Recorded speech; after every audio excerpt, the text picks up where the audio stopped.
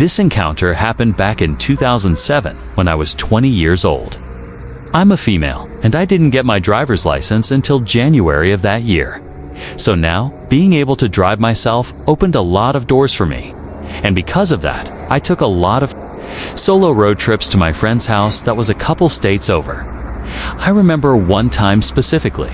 I was driving alone on an interstate on a random day in July on my way to visit my friend for a long weekend. Her parents were away, and we had the house to ourselves and were planning on drinking, hot tubbing, and overall, just have a good time. It was a Friday, and I'd left a lot later than I wanted to. Like it was dark at this point, and being a new driver and driving in the dark made me pretty uneasy. After a few hours, I stopped at a gas station to fill up and get some snacks for the last part of my drive. I was heading into the store when a man, maybe in his early 40s, approached me. He was only around 5 feet tall and had on a plain black tee and jeans with dark brown hair. I noticed he had come out of a black pickup truck and only moments ago parked a few spaces away from my car. The guy had a super intense stare that immediately creeped me out. As he caught up to me, he tried starting a conversation by asking if I was from the area where I was headed and if I knew of anything fun to do. I quickly replied with no, shaking him off as just another creepy dude. Though surprisingly, he then invited me to go play mini golf or catch a movie with him. Without even looking at him, I declined his invitation and continued towards the store. Quite honestly, I was shocked he asked me to do something with him. The whole vibe was off, was pretty uncomfortable, and just random. As I was entering the store, I could then hear him yell astern, "Hey!" It was super aggressive and uncalled for that it even startled a family walking out of the store, though I just ignored it and continued inside. Shortly after, I could tell the guy followed me. He was clearly staring at me. So I went to use the bathroom and stayed in the stall for at least 10 minutes, texting my friend about the guy. Thankfully, when I came out, I couldn't see him in the store anymore. I then went out to put gas in my car and was again relieved as this black pickup was nowhere to be seen. Though to my absolute horror, as I was pulling out of the gas station parking lot, I could hear someone persistently honking their horn. I looked in my rearview mirror and I could clearly see the same black pickup behind me. The guy was now shouting and signaling me to pull over to the side. I, of course, freaked out, stepped on it, and pulled onto the on-ramp back onto the highway. But the guy was following me. I called my friend, extremely terrified. I drove really fast, and looking back, I'm lucky I didn't get into an accident. The guy didn't follow me for that long, and I think only after a few exits, he was gone. Though even still, the last hours of my drive were extremely tense. I didn't stop for the rest of the trip and never saw the guy's car again. I remember checking my mirrors constantly the rest of the way. Eventually, I got to my friend's house safely, and we actually had a nice weekend despite the encounter. The whole thing was definitely creepy, but over the years, I didn't think too much about it. That was until around 6 years later when the memory would once again come fresh in my mind. I was talking with another friend of mine who was big into serial killer documentaries and things like that. I remember at one point I had mentioned my encounter, jokingly suggesting that the man I had met was a serial killer, and explained to her my experience. She was fascinated and therefore wanted to Google active serial killers in the area of where I experienced it all. But the first guy that came up made my heart drop. It was a man named Adam Leroy Lane. I instantly recognized the guy. There was no doubt in my mind that was the same guy I had encountered at the gas station that night. Both the time and the area were a match. The man had 3 convictions. It was 2 counts of murder and 1 count of assault. This discovery has haunted me ever since and caused me to be much more cautious in public at night. My heart goes out to the victims of this man and their families. I've been grateful every day since that I didn't become one of them.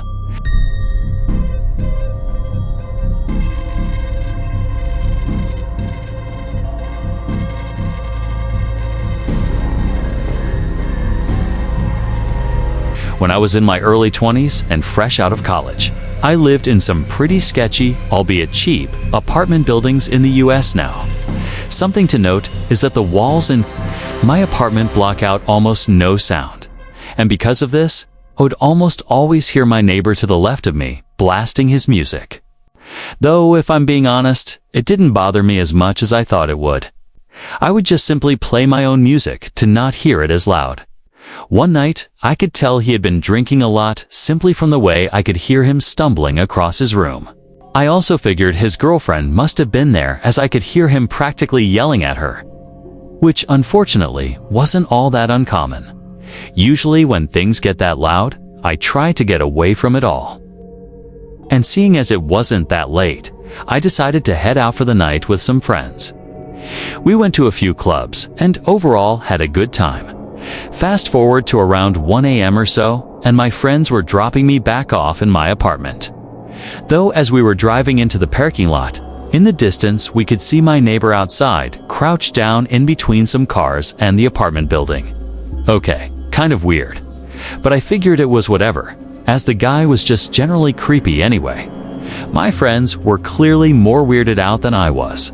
I honestly didn't think much of it, and just had them drop me off near the gate entrance, as it would be easier for them to leave the parking lot that way. But as I was walking toward my apartment building, I swear my heart dropped. I noticed my neighbor was now standing perfectly still in one of the bushes that was between two of the apartment buildings. As I got closer, it was clear he thought I didn't see him. To break the tension, I waved at him and mumbled a greeting, as I wasn't just gonna pretend that I couldn't see him. After doing so, he stepped out of the bush and came into the dim street light, not saying a word, but rather just staring at me. Never in my life have I looked into eyes so widened and fully dilated. The whole encounter was disturbing to say the least, but I tried to ignore it and continued into the building right as I got to my apartment door. I got inside and went straight to bed. I was exhausted and just wanted to forget everything and go to sleep. Although all through the night, I could hear thumps and rustling that sounded like furniture moving. The next morning, I woke up to the sound of cops outside banging on my neighbor's door. Music, I was partially relieved to hear them. But that quickly turned to fear of why they were there in the first place. I could hear them take him away in handcuffs. And shortly after, the police started knocking on my door. They asked me when the last time I had talked to or seen him was. Without hesitation, I told the officer everything that had happened the other night. The yelling, the noises, the encounter in the parking lot, and even the wrestling sounds all night.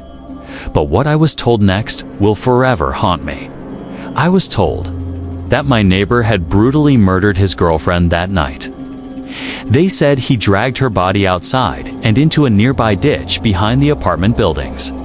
And that's when I realized that the other night, I was looking at a person who had just taken another human being's life. I honestly felt terrible for the woman. To this day, what disturbs me most is how close I was to death, quite literally, and how it could have ambushed me out of insanity. Since he was just waiting in the darkness when I walked up, I moved into a different apartment in a better part of town shortly after the occurrence.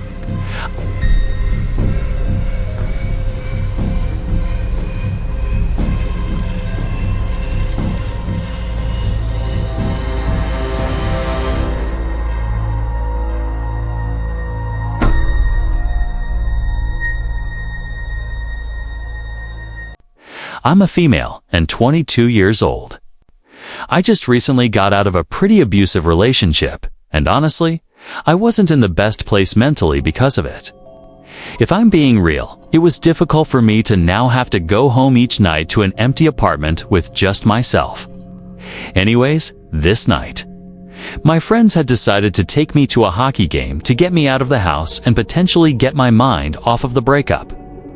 It was a Friday night, and we had been consuming a decent amount of alcohol during the progression of the game. In the arena we were attending, there was this bar where you could buy as many drinks as you wanted. Within reason, of course, and following the game.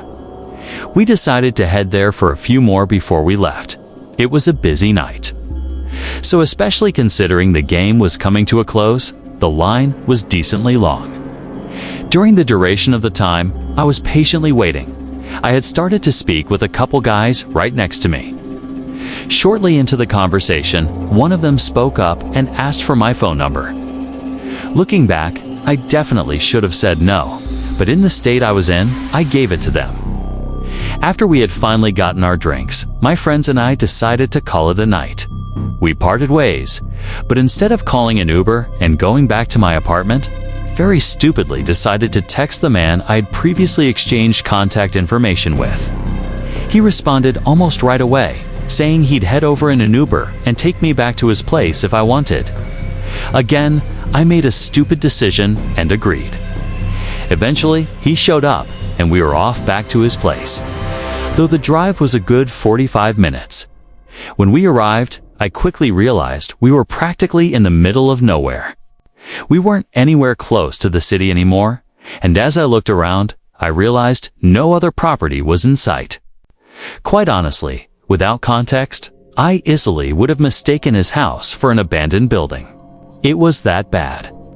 But regardless, being as intoxicated as I was, I quickly disregarded all my suspicion and followed the man to the front door. As we entered, I quickly realized how clean the place looked from the inside. Like, think hospital-level clean, even down to the smell. Without even offering, he quickly poured us a glass of seemingly expensive red wine. I thought nothing of it at the time, and from what I remember, he poured it right in front of me and even drank some himself.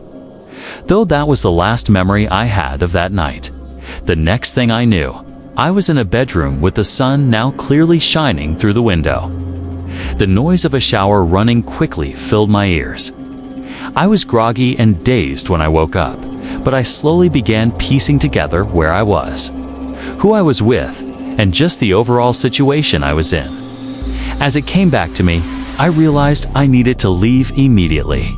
I frantically began to search for my cell phone, clothes, and wallet, but it was no use. I couldn't find them. I rushed out of the bedroom in the hopes to just leave unnoticed prior to this man getting out of the shower. But as I was leaving, my heart sank into my stomach. All of the furniture and floors were completely covered with plastic shower curtains, which I distinctly remember not being there prior to me blacking out the night before. I quickly noticed all my personal belongings were placed neatly on the kitchen counter, alongside a knife that clearly wasn't a kitchen knife, but rather a hunting knife, or something like that. My instincts kicked in, and I instantly grabbed my things and ran out the door. I ran for several minutes in a random direction, panicked and full of adrenaline. A good 10 minutes of full-on running down the road.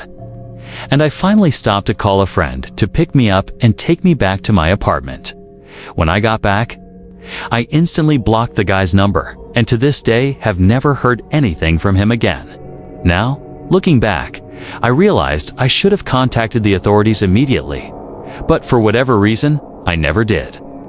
It's clear I was not in the right state of mind at that point in my life, and this eats away at me daily, as I believe at this point it's too late for me to report the man.